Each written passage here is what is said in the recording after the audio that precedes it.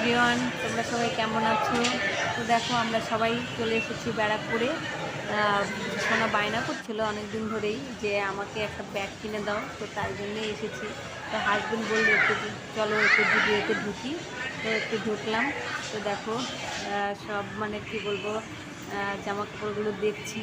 তো দেখে সেরকম পছন্দ হয়নি, তো নেওয়া হয়নি।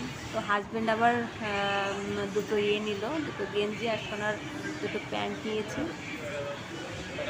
তো ভাবলাম যে তোমাদেরকে একটু শেয়ার করি, তো শেয়ার করলাম। তো তোমরা আমাকে জানাও কেমন লাগলো তোমাদের।